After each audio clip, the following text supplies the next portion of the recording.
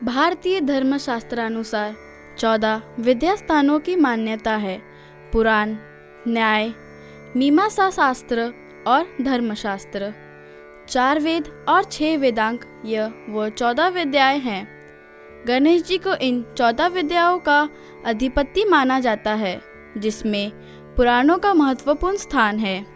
पुराणों का स्वरूप देखकर यह स्पष्ट होता है कि यह किसी एक व्यक्ति का काम नहीं है और ना ही एक युग में इसकी रचना संभव है, किंतु परंपरा के अनुसार पुराण महर्षि व्यास द्वारा रचित किए गए हैं।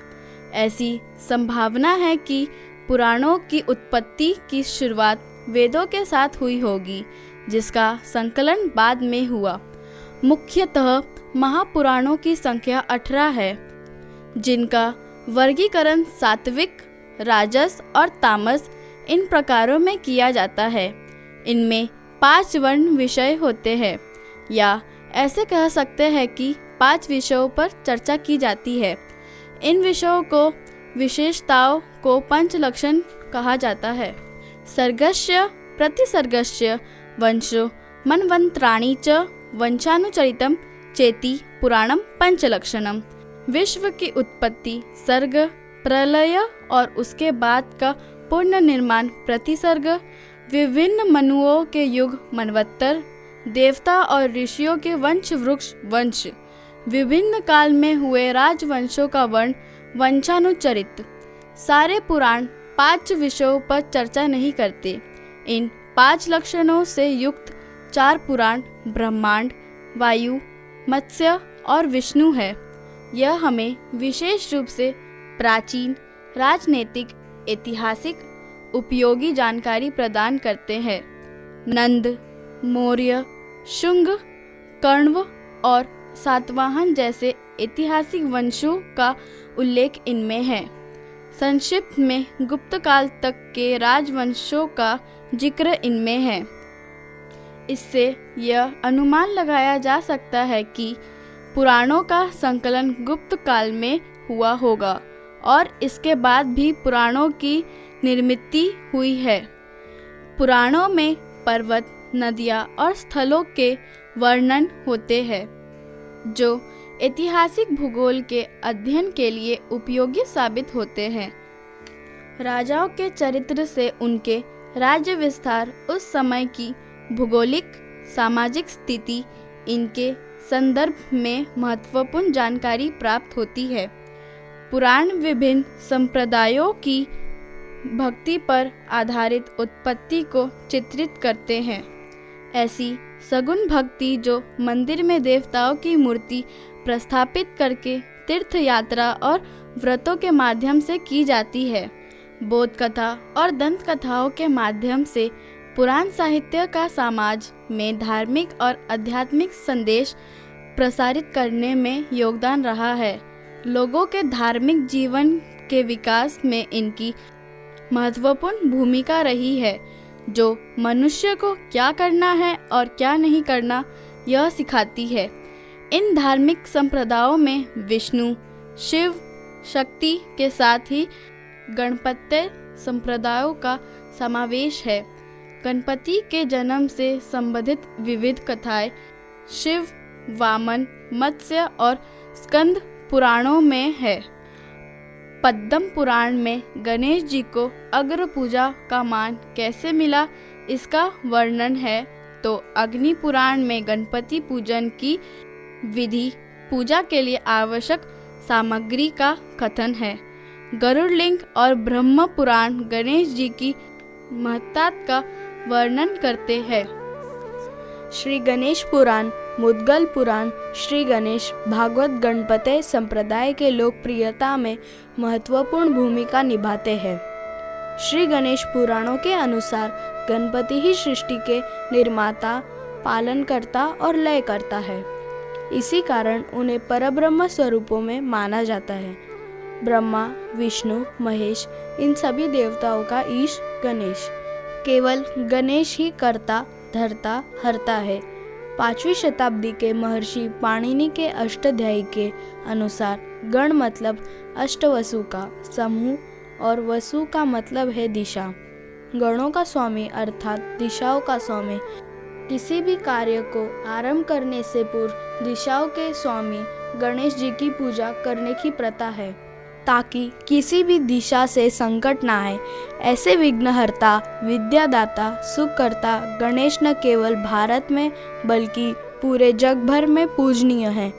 जापान में गणेश जी को सशिन कांगी तेनसे, लैटिन अमेरिका में देवा गणेशा के नाम से जानते हैं। श्रीलंका के अनुराधापुर में कई सारे गणेश मंदिर हैं। इंडोनेशिया के 2000 रुपये के नोट पर देवा गणेश का चित्र बना है। प्राचीन काल में चीन में जो भारतीय व्यापारियों की बस्ती स्थापित हुई है, वहाँ पर गणेश जी तथा अन्य देवताओं की मंदिर की स्थापना की गई है। इसी तरह संपूर्ण भारत में उनका स्थान महत्वपूर्ण है। चालुक्य राष्ट्रकूट शासनकर्ताओं के समय से ही कुल देवता के रूप में गणेश जी की पूजा की परंपरा चली आ रही है। महाराष्ट्र में 250 साल पहले पेशवे काल में गणेशोत्सव मनाने की प्रथा थी। इसके संदर्भ में पूरी जानकारी उनके दस्तावेजों से मोड़ी लिपि में लिखी मिलती है। उनके दरबार के एक दालन का नाम ही गणेश रंग महल था। भाद्रपद महीने में 5 दिन का उत्सव बहुत धूमधाम के साथ मनाया जाता है। हम सभी को पता है कि इस प्रथा को सार्वजनिक उत्सव में बदलकर अंग्रेजों के खिलाफ सभी देशवासियों को एकत्रित करने का श्रेय लोकमान्य बाल गंगाधर तिलक को जाता है। महाराष्ट्र में जैसे देशभक्त और क्रांतिकारी नेता थे, वैसे ही सांस्कृतिक जीवन में महान संतों की भी परंपरा है। संत ज्ञानेश्वर महाराज उनमें अग्रगण्य हैं।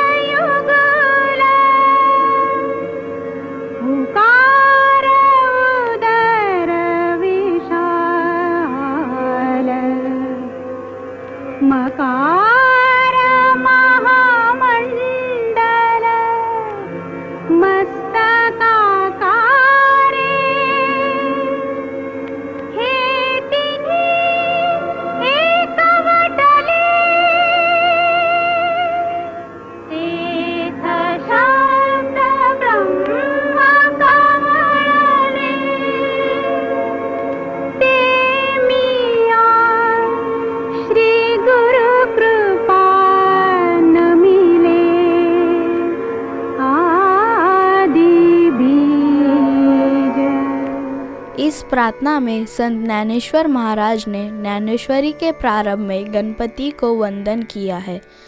श्री गणेश को नमन करके श्री निवृत्तिनाथ के नम्र सेवक ज्ञानदेव महाराज कहते हैं कि ओमकार की पहली मात्रा अकार मात्रा, श्री गणेश जी के 2 पाँव, दूसरी उकार मात्रा, श्री गणेश जी का लंबा पेट और तीसरी मकार मात्रा गोल मस्तक है।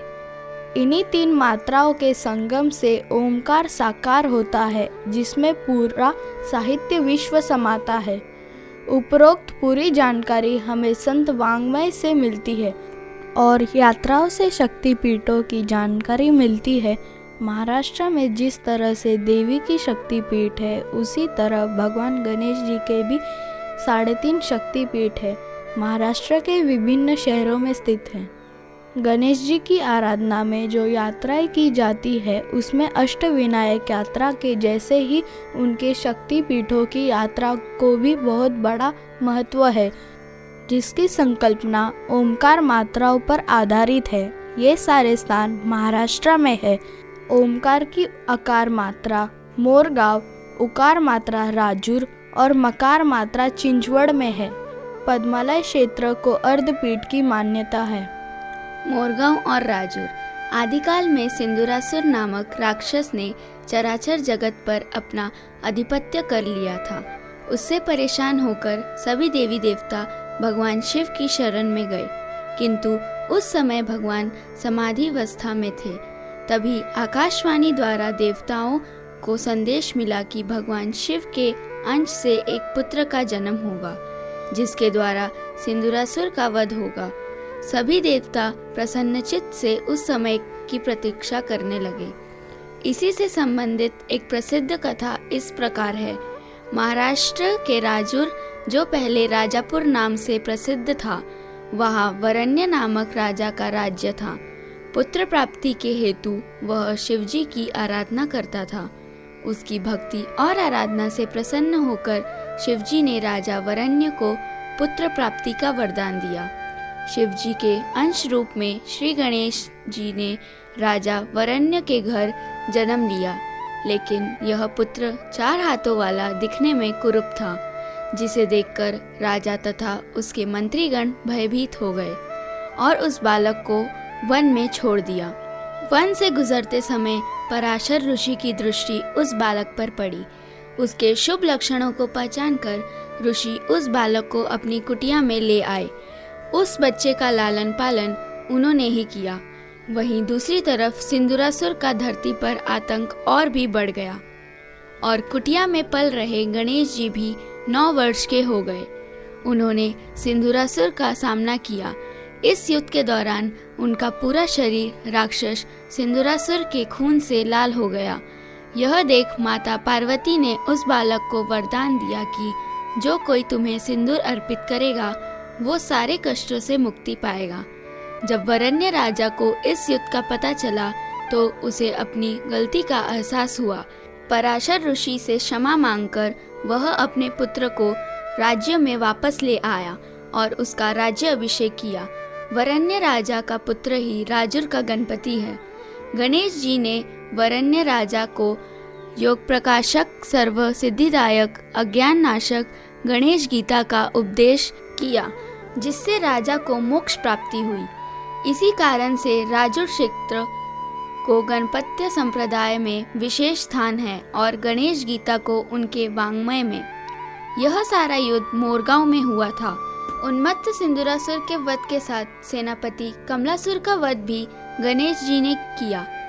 कमलासुर का सिर जमीन में गाड़कर उस पर गणेश जी विराजमान हो गए। आज भी मोरगांव में इस विजय के प्रतीक में विजयादशमी के दिन बड़े उत्सव के साथ मनाया जाता है। मोरगांव को गणपत्य संप्रदाय में बहुत महत्व है। ऐसी मान्यता है कि जिस तरह स्वर्ग में स्वानंद लोक को गणपति का स्थान माना जाता है, उसी तरह मोरगांव भूस्वानंद लोक अर्थात गणपति का स्थान माना जाता है। चिंचवड़ ये क्षेत्र पुराणोक्त नहीं है। पवना नदी किनारे पर चिंचवड़ में गणेश भक्त मौर्य गोसावी द्वारा स्थापित मंदिर है। एक कथा के अनुसार मौर्य गोसावी महाराज जी हर गणेश चतुर्थी को मोरगांव के गणपति के दर्शन के लिए जाते थे। वृद्धावस्था में यह संकल्प पूरा करना उनके लिए कठिन हो गया था, जिसकी वजह से वे बहुत निराश हो गए। एक दिन गणपति जी ने उनको सपने में दर्शन देकर कहा, तुम पूजा कर सको इसलिए मैं चिंचवड़ में आऊँगा। हर बार की तरह मौर्य गोसावी महाराज गणेश चतुर्थी को मोरगांव पहुँचे और वहाँ जब वे करा नदी के पानी में स्नान कर रहे थे तब उन्हें गणेश जी की मूर्ति प्राप्त हुई, जो लेकर वो चिंचवड़ आए और उसकी स्थापना करके वहाँ पर उन्होंने गणेश जी के मंदिर का निर्माण किया। सदियों से इस मंदिर में आने वाले लोग गणपति बप्पा मौर्य का जाप करते हैं, जो कि संप्रदाय के देवता और संत मौर्य गोसावी महाराज के प्रति सम्मान के रूप में है। इसी मंत्र को समय के साथ लोगों ने अपनी संस्कृति में शामिल कर लिया। पद्मालय अर्थपीठ, 2 प्रवाल मूर्तियाँ। यहाँ 2 गणेश मूर्तियाँ हैं। पहली महान दत्त भक्त सहस्त्रार्जुन ने स्थापित की और दूसरी शेषनाग ने स्थापित की। इन दोनों प्रवाल मूर्तियों से संबंधित कथा है कि समुद्र मंथन के समय शेषनाग सागर में था।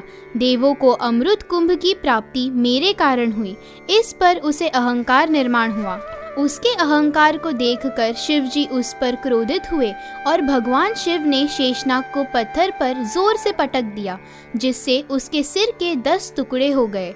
नारद जी ने शेषनाग को सांत्वना देते हुए कहा कि आप भगवान गणेश जी की आराधना करें। शेषनाग ने आराधना बड़े भक्ति भाव से की।